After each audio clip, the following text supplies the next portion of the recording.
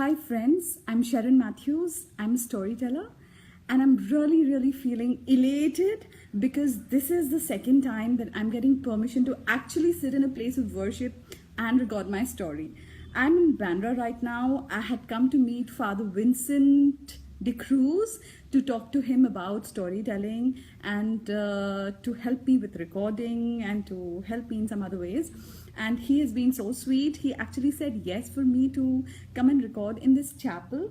Chapel is actually a small place where the Catholic priests come and offer mass. They're supposed to be doing this every single day, but if there are no churches in the close by vicinity, then they come to a chapel. And it was also meant for a small group of people who can come and pray. So I'll show you this chapel after it is over. It's really a beautiful, quiet, quaint place. It's really nice. So also a very big thank you to Father Melroy for having spoken to me over the phone for more than an hour, telling me about stories and also promising to meet me for the same. He's actually in charge of all the Catholic communication all over India, and he's at the Colaba office.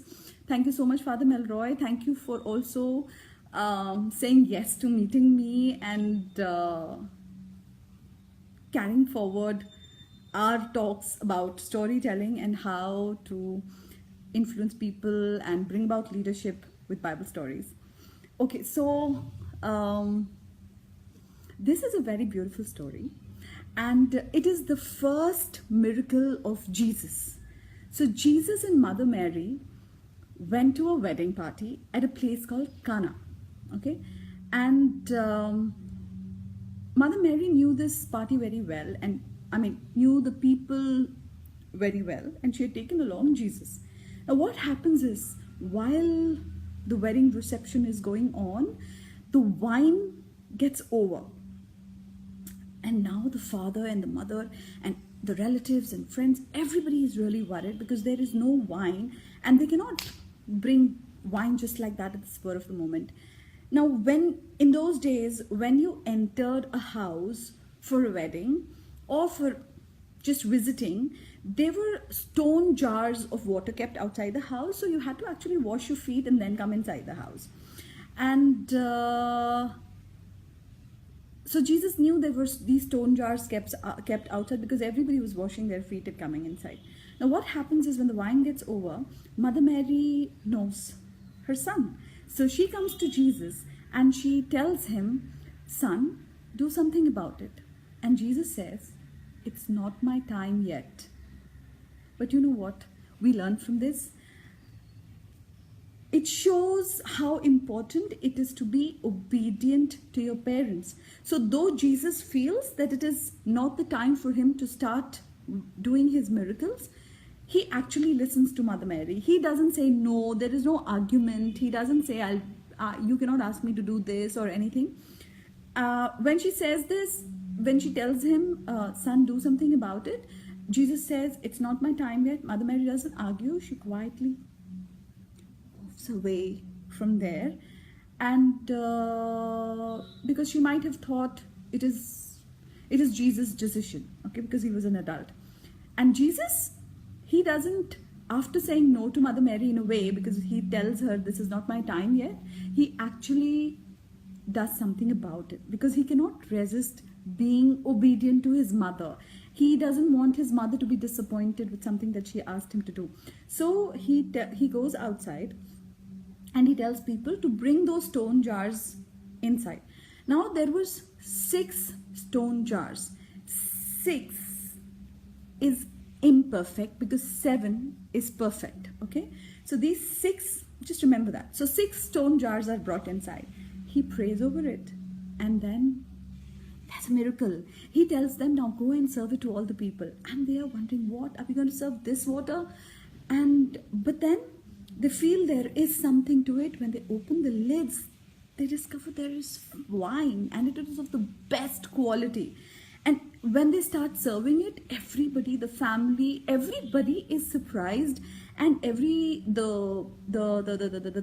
people who had come over there, the guests, they go and tell the family, everybody serves the best wine in the beginning, but you had reserved the best wine to the end. So everybody is very happy, and this is the first miracle of Jesus. Now see, there are 6 stone jars, not 7. 7 is considered as a number for perfection. So there is an imperfection here. There are 6 stone jars, and stone jars are hard. Okay, and water gives life, and wine is soft. So what Jesus meant to say is these were all symbolic. The stone